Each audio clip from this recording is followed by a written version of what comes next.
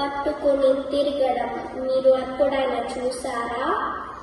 లేదు పెద్దక్క. మనలాంటప్పుడు సినిమాల్లో హీరోలు కత్తులు తుపాకులు వాడటం తప్పుగా కనిపించాలి కదా, కానీ కనపడడం లేదు. అంటే అలా చాలా సినిమాలలో చూసి చూసి మనం అలవాటైపోయాము. అవును పెద్దక్క, 100 kgల బరువున్న మనిషిని కాలితో తన్నినప్పుడు ఆ మనిషి పైతగిరి గిరగిర తిరగడం సినిమాలలో చూసినప్పుడు నాకు మామూలుగానే అనిపించింది కదా. 20 kgలు బరువు ఉన్న వస్తువునే మనం అవతలకి విసిరేయాలి. అయితే ఒక మనిషి ఇంకొక మనిషిని కొట్టినప్పుడు అంత పైకి ఎగిరి పడిపోవడం మనం నేర్చుకున్న ఫిజిక్స్ థియరీకి విరుద్ధం. కరెక్ట్. క్రమంగా ఇలాంటి తప్పులను చూసి చూసి అలవాటైపోతే అది మనకు తప్పు కాదని అనిపించదు. అలాంటివన్నీ నిజంగా జరుగుతాయని మనం కూడా ట్రై చేస్తాం. అప్పుడు కానీ అది ఎంత ప్రమాదమో మనకి అర్థం కాదు. ఇప్పుడు చెప్పండి, మీరు ఇంటికి వెళ్ళిన తరువాత ఏమి చేస్తారు? సరైన స్థానంలో లేనప్పుడు దాన్ని సరిచేయగలగాలి.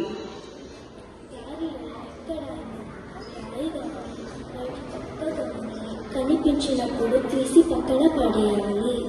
గుడ్. అప్పుడే మన కంటికి మన మెదడుకి మధ్య కనెక్షన్ సరిగ్గా ఉన్నట్లు, మంచి పౌరులు అయినట్లు లెక్క. ఇది లేకపోతే ఏమవుతుంది? కరెంట్ బిల్ ఎక్కువ అవుతుంది. ఇంట్లో వస్తువులు ఎక్కడ పడితే అక్కడ ఉంటాయి. ఇప్పుడు మీరు విన్న మంచి మాటలు విని వాటిని ఆచరించకపోతే అవి నేను చెవిటి వాళ్ళకి చెప్పినట్టే కదా. దీనికి మంచి ఉదాహరణ ఎవరైనా చెప్పగలరా? చిన్నప్పుడు మా అమ్మ పాడిన దాని పాట ఇంకా బాగా గుర్తుంది.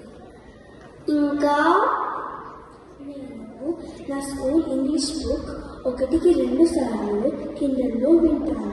అప్పుడు నేను కాంప్రిహెన్షన్ ప్రశ్నలకు చాలా బాగా సమాధానాలు ఇస్తాను.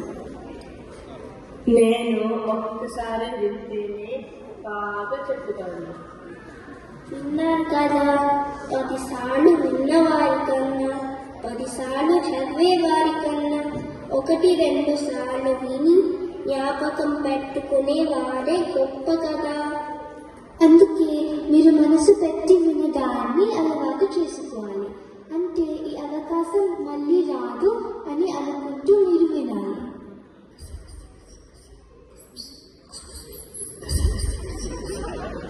మాట్లాడడం మంచిదే, కానీ సమయం సందర్భం ఉండాలి కదా.